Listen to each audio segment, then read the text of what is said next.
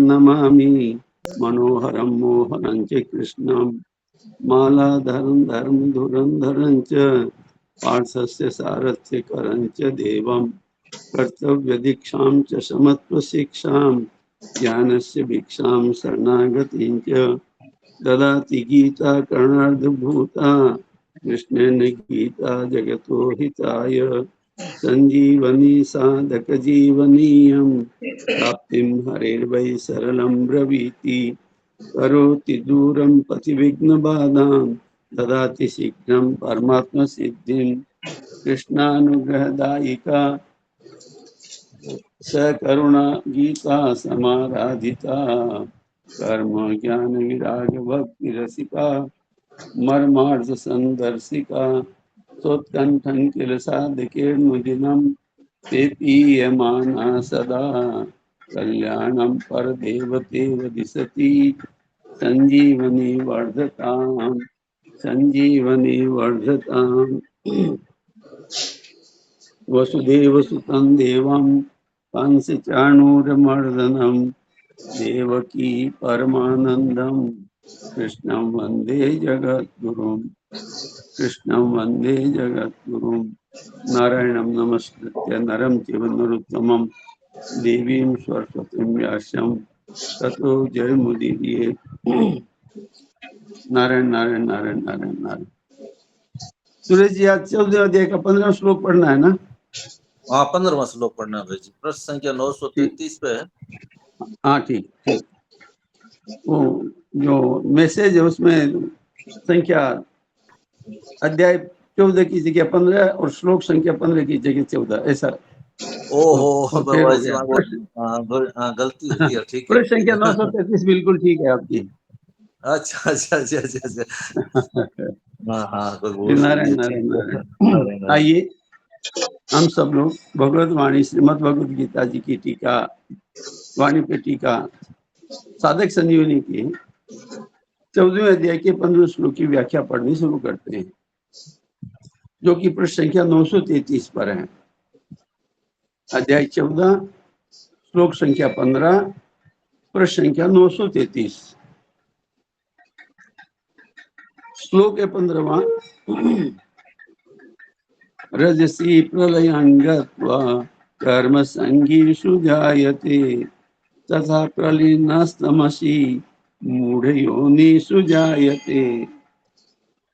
इस श्लोक का अर्थ स्वामी जी महाराज करते हैं, रजोगुण के बढ़ने पर मरने वाला प्राणी कर्म संगी मनुष्य योनि में जन्म लेता है तथा तमोगुण के बढ़ने पर मरने वाला मूढ़ योनियों में जन्म लेता है। इस श्लोक की व्याख्या करते हुए स्वामी जी महाराज लिखते हैं, रजसी प्रलयम गत्वा कर्म संगीषु जायते। अंत समय में जिस किसी भी मनुष्य में जिस किसी कारण से रजोगुण की लोभ प्रवृत्ति अशांति स्प्रिय आदि वृत्तियां बढ़ जाती हैं और उसी वृत्ति के चिंतन में उसका शरीर छूट जाता है, तो वह मृतात्मा प्राणी कर्म में आसक्ति रखने वाले मनुष्यों में जन्म लेता है। जिसने उम्र भर अच्छे काम आचरण किए हैं, जिसके अच्छे भाव रहे हैं, वह यदि अंतकाल में रजोगुण के बढ़ने पर मर जाता है, रजोगुण से उत्पन्न होने वाली वृत्तियां ऊपर बताई गई हैं, लोभ है, प्रवृत्ति है, अशांति है, स्प्रिया है, इस तरह की वृत्तियां अंत समय में होती हैं, तो कर्म संगी मनुष्य योनि में उसका जन्म होता है। जिसने उम्र भर अच्छे काम आचरण किए हैं, जिसके अच्छे भाव रहे हैं, वह यदि अंतकाल में रजोगुण के बढ़ने पर मर जाता है, तो मरने के बाद मनुष्य योनि में जन्म लेने पर भी उसके आचरण भाव अच्छे ही रहेंगे, वह शुभ कर्म करने वाला ही होगा। जिसका साधारण जीवन रहा है, वह यदि अंत समय में रजोगुण की लोभ आदि वृत्तियों के बढ़ने पर मर जाता है, तो वह मनुष्य योनि में आकर पदार्थ, व्यक्ति, क्रिया आदि में आसक्ति वाला ही होगा। और जिसके जीवन में काम, क्रोध आदि की मुख्यता रही है, वह यदि रजोगुण के बढ़ने पर मरता है तो वह मनुष्य योनि में जन्म लेने पर भी विशेष रूप से आसुरी संपत्ति वाला ही होगा। तात्पर्य यह हुआ कि मनुष्य लोक में जन्म लेने पर भी गुणों के तारतम्य से मनुष्यों के 3 प्रकार हो जाते हैं, अर्थात 3 प्रकार के स्वभाव वाले मनुष्य हो जाते हैं।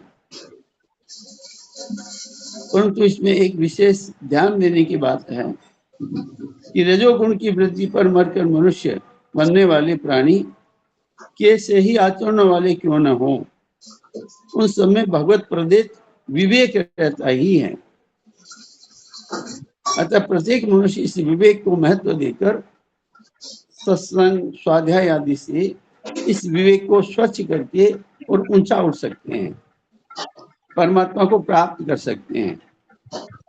इस भगवत प्रदत्त विवेक के कारण सब के सब मनुष्य भगवत प्राप्ति के अधिकारी हो जाते हैं। प्रश्न संख्या 934। तथा प्रलिनस्तमसी मूढ़ योनिषु जायते। इन पदों का अर्थ बताते हैं स्वामी जी महाराज, व्याख्या करते हैं। अंत काल में जिस किसी भी मनुष्य में जिस किसी कारण से तात्कालिक तमोगुण बढ़ जाता है, अर्थात तमोगुण की आलस्य, प्रमाद, निद्रा, मोह, अप्रकाश आदि वृत्तियां बढ़ जाती है। प्रमाद, मोह, अप्रकाश आदि वृत्तियां बढ़ जाती हैं और उन वृत्तियों का चिंतन करते हुए ही वह मरता है, तो वह मनुष्य, पशु, पक्षी, कीट, पतंग, वृक्ष, लता आदि मूढ़ योनियों में जन्म लेता है। इन मूढ़ योनियों में मूढ़ता तो सब में रहती है, पर वह न्यूनाधिक रूप से रहती है। जैसे वृक्ष, लता आदि योनियों में जितनी अधिक मूढ़ता होती है, उतनी मूढ़ता पशु, पक्षी आदि योनियों में नहीं होती। अच्छे काम करने वाला मनुष्य यदि अंत समय में तमोगुण की तात्कालिक वृत्ति के बढ़ने पर मरकर मूढ़ योनि में भी चला जाए, तो वहां भी उसके गुण, आचरण अच्छे ही होंगे, उसका स्वभाव अच्छे काम करने का ही होगा। जैसे भरत मुनि का अंत समय में तमोगुण की वृत्ति में, अर्थात हरिण के चिंतन में शरीर छूटा, तो वे मूढ़ योनि वाले हरिण बन गए। परंतु उनका मनुष्य जन्म में किया हुआ त्याग, तप हरिण के जन्म में वैसा ही बना रहा। वे हरिण योनि में भी अपनी माता के साथ नहीं रहे, हरे पत्ते न खाकर सूखे पत्ते ही खाते रहे आदि। ऐसी सावधानी मनुष्यों में भी बहुत कम होती है, जो कि भरत मुनि की हरिण जन्म में थी। परिशिष्ट में महाराज जी के भाव हैं। रजोगुण में राग अंशी बांधने वाला है, जन्म मरण देने वाला है, क्रिया अंश नहीं। राग होने के कारण ही कर्म संगीषु जायते कहा है। क्रिया रूप से रजोगुण तो गुणातीत में भी होता है, क्रिया रूप से रजोगुण तो गुणातीत में भी होता है। जैसे कि पहले कल हम पढ़ चुके हैं, कल की व्याख्या में ये बात आई थी। प्रकाशन च प्रवृत्ति च, गीता 14 का 22। पदार्थ, क्रिया अथवा व्यक्ति किसी में भी राग हो जाएगा तो वह कर्म संगी मनुष्य योनि में जन्म लेगा। मनुष्य स्वाभाविक ही कर्म संगी है, क्योंकि कर्म करने का अधिकार मनुष्य योनि में है। कर्मानुबंधी ने मनुष्य लोके।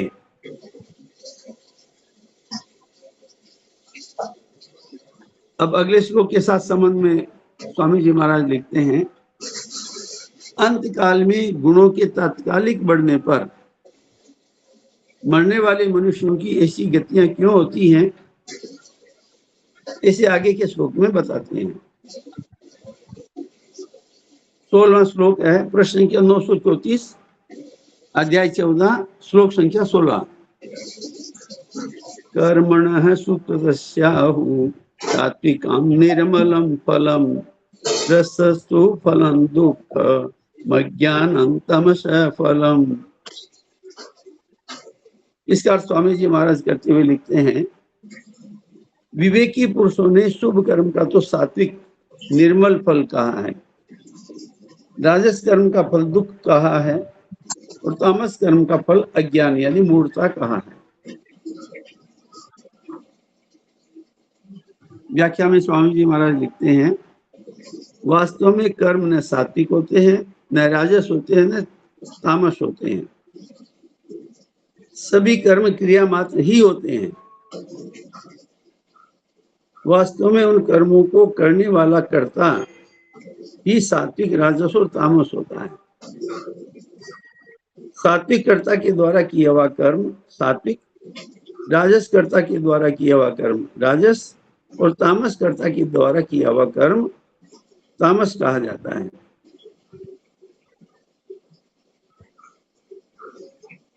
कर्मणा सुकृतस्याहु सात्विकम निर्मलम फलम।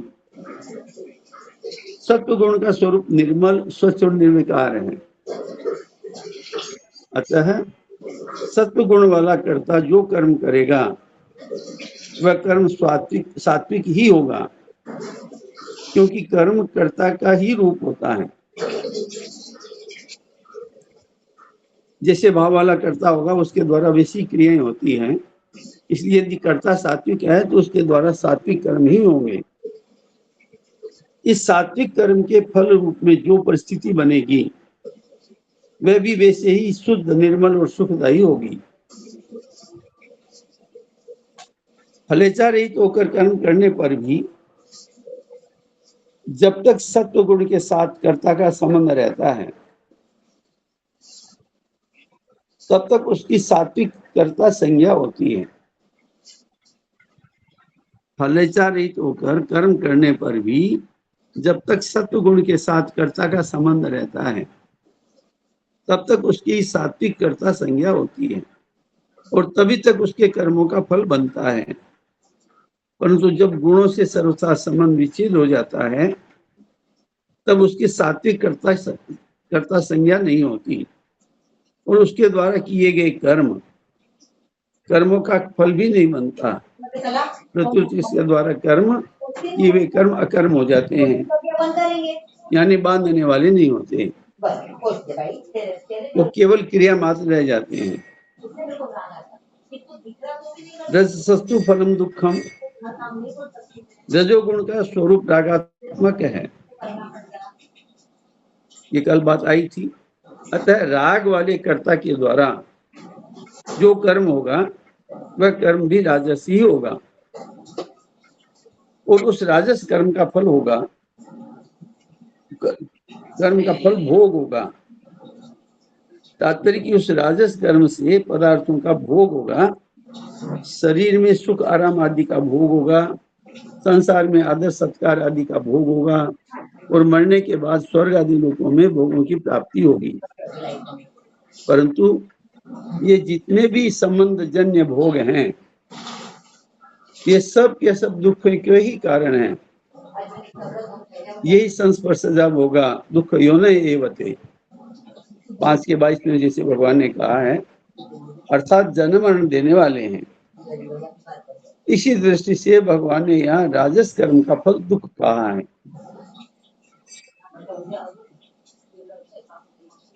प्रश्न संख्या 935 बाईं तरफ पहला पैराग्राफ है। रजोगुण से 2 चीजें पैदा होती है, पाप और दुख। रजोगुणी मनुष्य वर्तमान में पाप करता है और परिणाम में उन पापों का फल दुख भोगता है। तीसरे अध्याय के 36वें श्लोक में अर्जुन के द्वारा मनुष्य न चाहता हुआ भी पाप क्यों करता है, ऐसा पूछने पर उत्तर में भगवान ने रजोगुण से उत्पन्न होने वाली कामना को ही पाप कराने में हेतु बतलाया है। अज्ञानम तमसा फलम। तमोगुण का स्वरूप मोहनात्मक है, अतः मोह वाला तामस करता परिणाम हिंसा, हानि और सामर्थ्य को न देकर मूढ़तापूर्वक जो कुछ कर्म करेगा वह कर्म तामस ही होगा। उस तामस कर्म का फल भी अज्ञान अर्थात अज्ञान बोध योनियों की प्राप्ति ही होगी। उस कर्म के अनुसार मनुष्य उसका पशु पक्षी, कीट पतंग, वृक्ष लता, पहाड़ आदि मूढ़ योनियों में जन्म होगा, जिनमें अज्ञान यानी मूढ़ता की मुख्यता रहती है। इस श्लोक का निष्कर्ष यह निकला कि सात्विक पुरुष के सामने कैसी ही परिस्थिति आ जाए पर उसमें उसको दुख नहीं हो सकता। राजस पुरुष के सामने कैसी परिस्थिति आ जाए पर उसमें उसको सुख नहीं हो सकता। तामस पुरुष के सामने कैसी परिस्थिति आ जाए पर उसमें उसका विवेक जागृत नहीं हो सकता, प्रत्युत उसमें उसकी मूढ़ता ही रहेगी।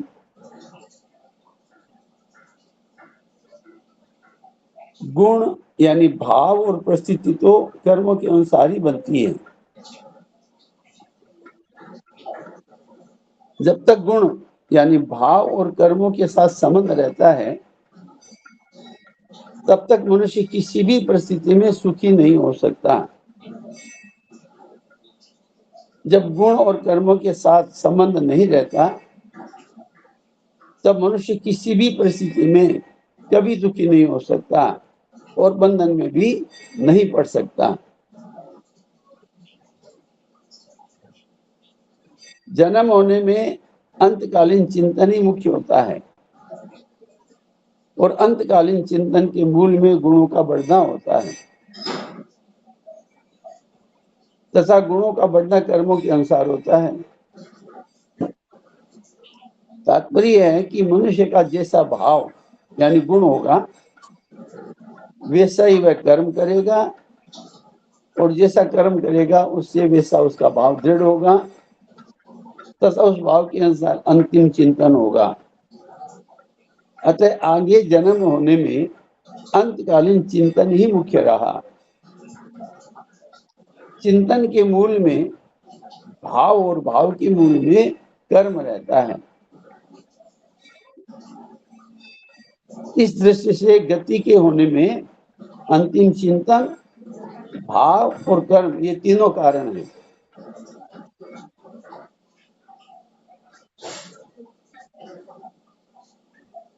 अपरिशिष्ट में स्वामी जी महाराज के भाव हैं।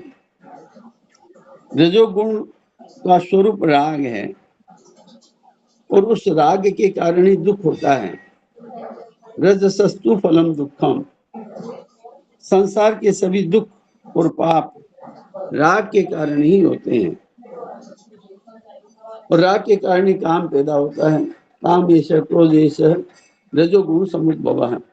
गीता 3:37 में भगवान ने कहा है ज्ञानं तमसः फलम, तमोगुण ज्ञान प्रकाश विवेक नहीं होने देता, क्योंकि तमोगुण अज्ञान को उत्पन्न करने वाला और अज्ञान से उत्पन्न होने वाला है।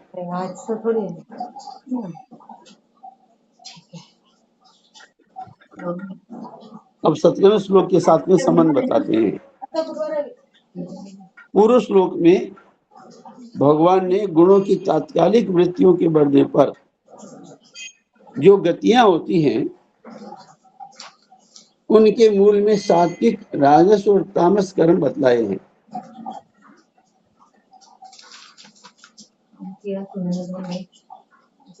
अब सात्विक, राजस और तामस कर्मों के मूल में गुणों को बताने के लिए भगवान आगे का श्लोक कहते हैं।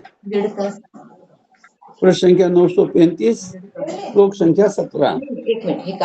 सत्त्वात् संजायते ज्ञानम् रजसो लोभ एव च प्रमाद मोहो तमसो भवतो ज्ञानमेव च। इसका अर्थ स्वामी जी महाराज करते हैं, सत्वगुण से ज्ञान और रजोगुण से लोभ आदि भी उत्पन्न होते हैं। तमोगुण से प्रमाद, मोह, अज्ञान आदि भी उत्पन्न होते हैं। अब इसकी व्याख्या करते हुए पहले सत्वात् संजायते ज्ञानम, इन पदों का अर्थ बताते हैं। सत्व गुण से ज्ञान होता है, अर्थात सुकृत दुष्कृत कर्मों का विवेक जागृत होता है। क्या करना चाहिए, क्या नहीं करना चाहिए, क्या कर्तव्य है, क्या अकर्तव्य है, ये विवेक जागृत होता है। उस विवेक से मनुष्य सुकृत सत्कर्म भी करता है और उन सुकृत कर्मों का फल सात्विक और निर्मल होता है। प्रश्न संख्या 236 बाईं तरफ ऊपर, रजसो लोभ एवच, रजोगुण से लोभ आदि पैदा होते हैं। लोभ को लेकर मनुष्य जो कर्म करता है उन कर्मों का फल दुख होता है।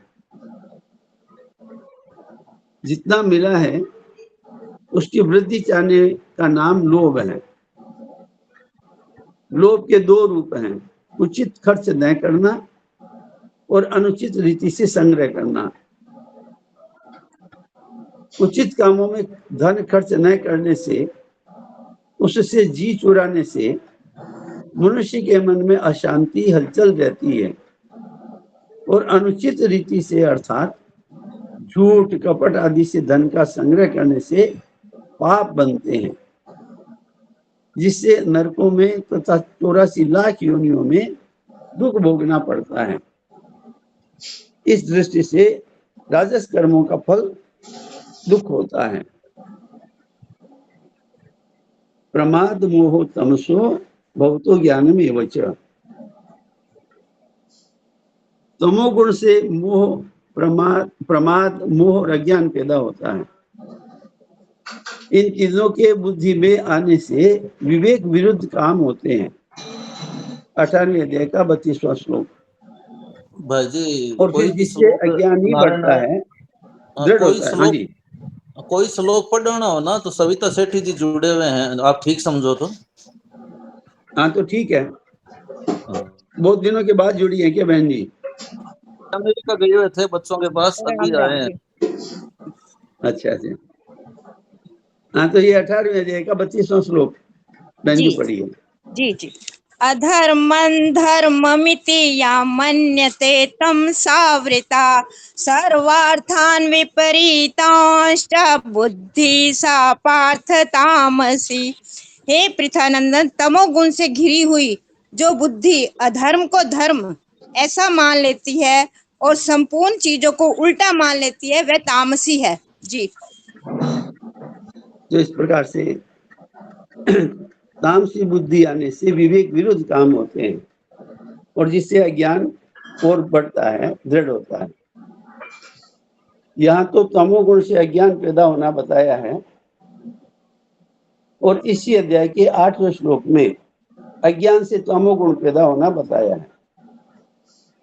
इसका तात्पर्य यह है कि जैसे वृक्ष से बीज पैदा होते हैं और उन बीजों से आगे बहुत से वृक्ष पैदा होते हैं, ऐसी तमोगुण से अज्ञान पैदा होता है और अज्ञान से तमोगुण बढ़ता है, पुष्ट होता है।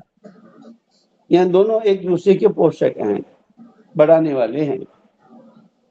पहले 8वें श्लोक में भगवान ने प्रमाद, आलस्य और निद्रा ये तीन बताए, परंतु 13वें श्लोक में और यहाँ प्रमाद तो बताया फिर निद्रा नहीं बताई। इससे यह सिद्ध होता है कि आवश्यक निद्रा तमोगुणी नहीं है और निषिद्ध भी नहीं है तथा बांधने वाली भी नहीं है। कारण कि शरीर के लिए आवश्यक निद्रा तो सात्विक पुरुष को भी आती है और गुणातीत पुरुष को भी। तो वास्तव में अधिक निद्रा ही बांधने वाली निषिद्ध और तमोगुणी है, क्योंकि अधिक निद्रा से शरीर में आलस्य बढ़ता है, पड़े रहने का ही मन करता है और बहुत समय बर्बाद हो जाता है।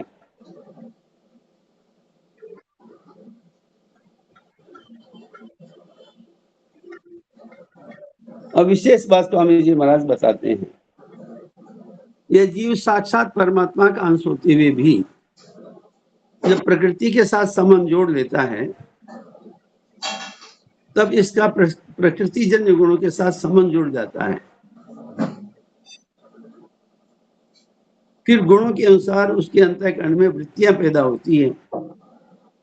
उन वृत्तियों के अनुसार कर्म होते हैं और इन्हीं कर्मों का फल ऊंच नीच गतियां होती हैं। तात्पर्य की जीवित अवस्था में अनुकूल प्रतिकूल परिस्थितियां आती हैं और मरने के बाद ऊंच नीच गतियां होती हैं। वास्तव में उन कर्मों के मूल में भी गुणों की वृत्तियां ही होती हैं, जो कि पुनर्जन्म के होने में खास कारण है। गीता 13वें अध्याय का 21वां श्लोक। तात्पर्य है कि गुणों का संग कर्मों से कमजोर नहीं है। जैसे कर्म शुभ और अशुभ फल देते हैं, ऐसे गुणों का संग भी शुभ और अशुभ फल देता है। गीता 8वें अध्याय का 6वां श्लोक। बहन जी पहले भी वो भी एक श्लोक और पढ़ दीजिए, उसका अर्थ बता दीजिए। 13वें अध्याय का 21वां श्लोक। जी पहले 13 का 21 बोल रही हूँ। पुरुष हाँ जी। प्रकृति सो ही भुंगते प्रकृति जान गुणान कारण गुण संगो से सदा सद्योनि जन्मसु। प्रकृति में स्थित पुरुष जीव ही प्रकृति जन्य गुणों का भोक्ता बनता है और गुणों का संग ही इसके ऊंच नीच योनियों में जन्म लेने का कारण बनता है। और 8 का 6 है, यम यम वापि स्मरन् भावं त्यजन्ते कलेवरं तन्तमेवैति कौन्तेय सदा तद्भाव भावित। भगवान अर्जुन से कहते हैं कि मनुष्य अंत काल में जिस भी भाव का स्मरण करता हुआ शरीर छोड़ता है, अंत काल में उसी भाव से सदा भावित होता हुआ उसको ही प्राप्त होता है, अर्थात उस योनि में चला जाता है। जी इस तरह से गुणों के संग से उसको शुभ और अशुभ फल मिलता है, ऊंच नीच योनियां मिलती है। इसलिए 5वें से 18वें श्लोक तक के प्रकरण में, इस प्रकरण में पहले 14वें 15वें श्लोकों में गुणों की तात्कालिक वृत्तियों के बढ़ने का फल बतलाया और जीवित अवस्था में जो परिस्थितियां आती हैं उनको 16वें श्लोक में बतलाया तथा आगे 18वें श्लोक में गुणों की स्थायी वृत्तियों का फल बताएंगे। अतः वृत्तियों और कर्मों के होने में गुण ही मुख्य हैं। इस पूरे प्रकरण में गुणों की मुख्य बात इसी 7वें श्लोक में कही गई है, जिसका उद्देश्य संसार नहीं है, प्रत्युत परमात्मा है। वह साधारण मनुष्यों की तरह प्रकृति में स्थित नहीं है, अतः उसमें प्रकृति जन्य गुणों की परवस्था नहीं रहती। साधन करते करते आगे चलकर जब अहमता परिवर्तित होकर लक्ष्य की दृढ़ता हो जाती है, तब उसको अपने स्वतः सिद्ध गुणातीत स्वरूप का अनुभव हो जाता है। इसी का नाम बोध है। इस बोध के विषय में भगवान ने इस अध्याय का पहला दूसरा श्लोक कहा और गुणातीत के विषय में 22वें से 26वें श्लोक ये 5 श्लोक हैं। इस तरह यह पूरा अध्याय गुणों से अतीत स्वतः सिद्ध स्वरूप का अनुभव करने के लिए कहा गया है।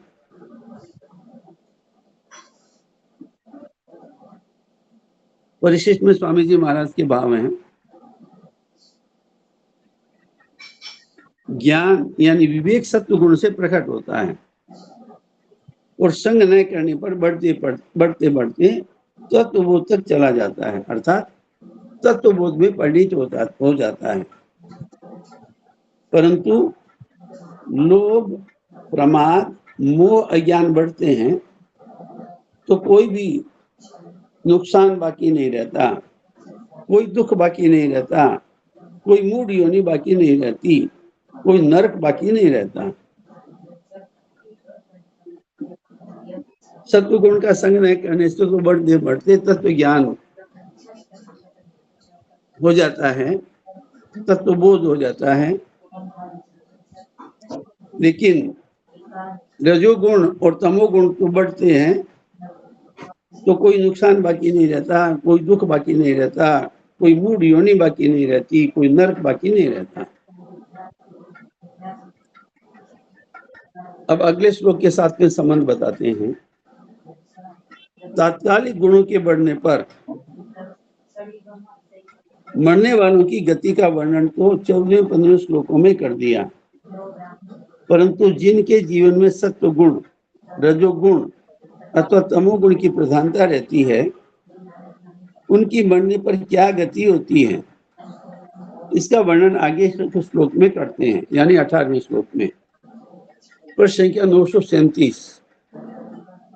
ऊर्ध्वं गच्छन्ति सत्त्वस्था मध्ये तिष्ठन्ति राजसः जगन्य गुणवृत्तिस्था अधो गच्छन्ति तामसः।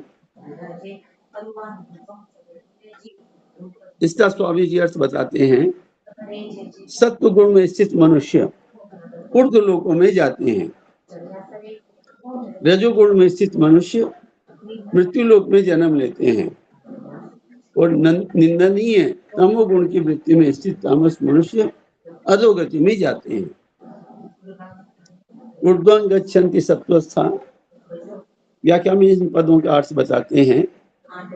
जिनके जीवन में सत्व गुण की प्रधानता रही है और जिसके कारण, उसके कारण जिन्होंने भोगों से संयम किया है, तीर्थ व्रत दान आदि शुभ कर्म किए हैं, दूसरों को सुख आराम के लिए प्याऊ अन्न क्षेत्र आदि चलाए हैं, सड़कें बनवाई हैं, पशु पक्षियों की सुख सुविधा के लिए पेड़ पौधे लगाए हैं, गौशालाएं बनाई हैं, उन मनुष्यों को यहाँ सत्वस्था कहा गया है। जब सत्व गुण की प्रधानता में ही ऐसे मनुष्यों का शरीर छूट जाता है, तब ये सत्व गुण का संग होने से, सत्व गुण में आसक्ति होने से स्वर्ग आदि ऊंचे लोकों में चले जाते हैं। उन लोगों का वर्णन इसी अध्याय के 14वें श्लोक में उत्तम विदाम अमलान लोकान पदों से किया गया है। ऊर्ध्व लोकों में जाने वाले मनुष्यों को तेजस तत्व प्रधान शरीर की प्राप्ति होती है। मध्य तिष्ठन्ति राजसः,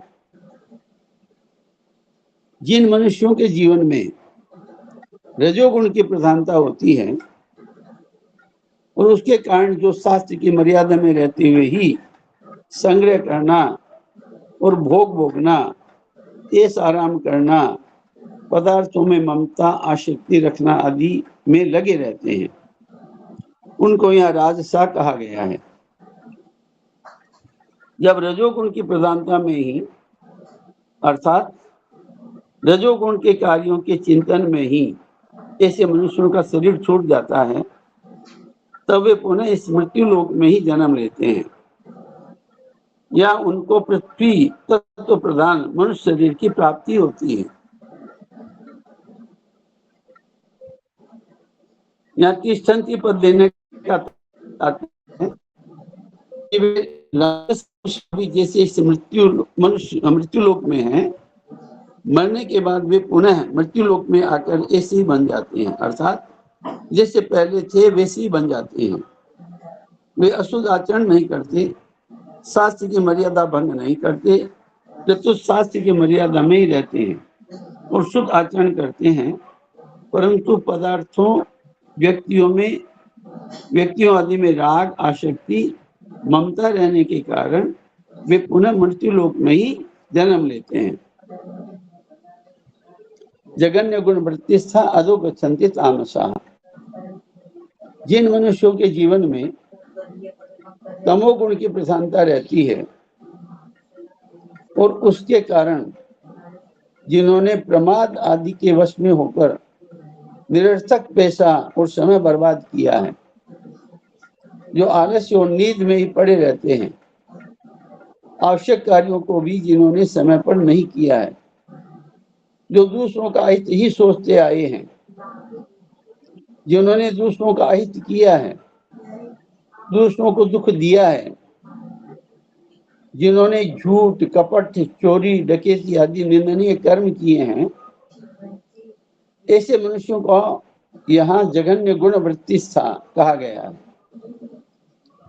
जब तमोगुण की प्रधानता में ही अर्थात तमोगुण के कार्यों के चिंतन में ही ऐसे मनुष्य मर जाते हैं, तो वे अधोगति में चले जाते हैं।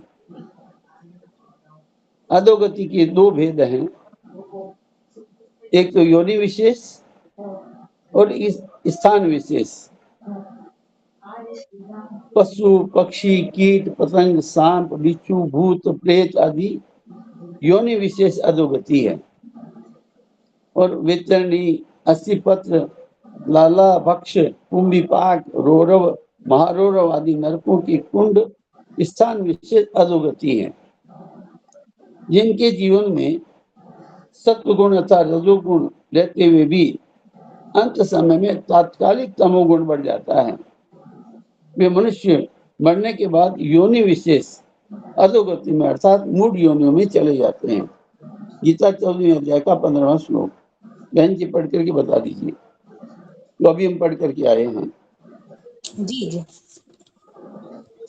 रजसि प्रलयं गत्वा कर्म संगिषु जायते तथा प्रलीनस्तमसि मूढ़योनिषु जायते। रजोगुण के बढ़ने पर मरने वाला प्राणी कर्म संगी अर्थात मनुष्य योनि में जन्म लेता है और तमोगुण के बढ़ने पर मरने वाला मूढ़ योनियों में जन्म लेता है। और 16 का 16 है, अनेक चित्त विभ्रांता मोह जाल समावृताः प्रसक्ताः काम भोगेषु पतन्ति नरकेषु चौ। कामनाओं के कारण ही तरह तरह से भ्रमित चित्त वाले मोह जाल से अच्छी तरह से फंसे हुए तथा पदार्थों और भोगों में अत्यंत आसक्त रहने वाले मनुष्य भयंकर नरकों में गिरते हैं। जी। तो जिनके जीवन में तमोगुण की प्रधानता रही है और उसी तमोगुण की प्रधानता में जिनका शरीर छूट जाता है, वे मनुष्य मरने के बाद स्थान विशेष अधोगति में अर्थात नरकों में चले जाते हैं। ये श्लोक बहन जी ने पढ़ के बताई दिया। तात्पर्य यह हुआ कि सात्विक, राजस अथवा तामस मनुष्य का अंतिम चिंतन और हो जाने से उनकी गति तो अंतिम चिंतन के अनुसार ही होगी, पर सुख दुख का भोग उनके कर्मों के अनुसार ही होगा। जैसे कर्म तो अच्छे हैं, पर अंतिम चिंतन कुत्ते हो गया तो अंतिम चिंतन के अनुसार वह कुत्ता बन जाएगा, परंतु उस योनि में भी उसको कर्मों के अनुसार बहुत सुख आराम मिलेगा। कर्म तो बुरे हैं, पर अंतिम चिंतन मनुष्य आदि का हो गया तो अंतिम चिंतन के अनुसार वह मनुष्य बन जाएगा, परंतु उसको कर्मों के फल रूप में भयंकर परिस्थिति मिलेगी। उसके शरीर में रोग ही रोग रहेंगे। खाने के लिए अन्न, पीने के लिए जल, पहनने के लिए कपड़ा भी कठिनाई से मिलेगा। सात्विक गुण के बढ़ाने के लिए सात्विक गुण को, अब हम साधकों के लिए विशेष बात है, सात्विक गुण को बढ़ाने के लिए साधक सत्शास्त्रों के पढ़ने में लगा रहे, खाना पीना भी सात्विक करे, राजस तामस खान पान न करे, सात्विक श्रेष्ठ मनुष्यों का ही संग करे, उन्हीं के सानिध्य में रहे, उनके कहे अनुसार साधन करे, शुद्ध पवित्र तीर्थ आदि स्थानों का सेवन करे, जहाँ कोलाहल होता हो ऐसे राजस स्थानों का, और जहाँ अंडा मांस मदिरा बिकती हो ऐसे तामस स्थानों का सेवन न करे। प्रातः काल और सायंकाल का समय सात्विक माना जाता है, अतः इस सात्विक समय का विशेषता से सदुपयोग करें, अर्थात इसे भजन ध्यान आदि में लगाए। शास्त्र विहित कर्म शुभ कर्म ही करें, निषिद्ध कर्म कभी नहीं करें, राजस तामस कर्म कभी नहीं करें। जो जिस वर्ण आश्रम में स्थित है उसी में अपने अपने कर्तव्य का ठीक तरह से पालन करें। ध्यान भगवान का ही करें, मंत्र भी सात्विक ही जपे, इस प्रकार सब कुछ सात्विक करने से पुराने संस्कार मिट जाते हैं और सात्विक संस्कार सत्व गुण बढ़ जाते हैं। श्रीमद् भागवत में गुणों को बढ़ाने वाले 10 हेतु बताए गए हैं। आगमोपः प्रजादेश काले कर्म च जन्म च ध्यानम मंत्रो संस्कारो देशे ते गुण हेतवः। शास्त्र, जल यानी खान पान, प्रजा यानी संग, स्थान, समय, कर्म, जन्म, ध्यान, मंत्र और संस्कार, ये 10 वस्तुएं यदि सात्विक हो तो सत्व गुण की, राजसी हो तो रजोगुण की और तामसी हो तो तमोगुण की वृद्धि करती हैं। इस तरह से ये यहाँ तक ये पढ़े गए श्लोक यहाँ तक रखते हैं। इसके बारे में अब आप लोगों को कोई प्रश्नोत्तर करते हैं तो डॉक्टर साहब से आप करिए और अपने शंका समाधान पाइए। नारायण नारायण नारायण। हाँ जी डॉक्टर साहब, राम राम, नारायण नारायण, प्रणाम। राम राम, प्रणाम, नारायण नारायण, सबको प्रणाम। तो मैं तो आज थोड़ा देरी से जुड़ पाया, 18वें श्लोक से जुड़ा था। ऊर्ध्वं गच्छन्ति सत्त्वस्था मध्ये तिष्ठन्ति राजसाः जगन निगुण वृत्तिस्था अधो गच्छन्ति तामसाः। तो ये बातें तो हम सब लोग जानते ही हैं कि अगर सात्विक जीवन बिताना है तो फिर हमें सात्विक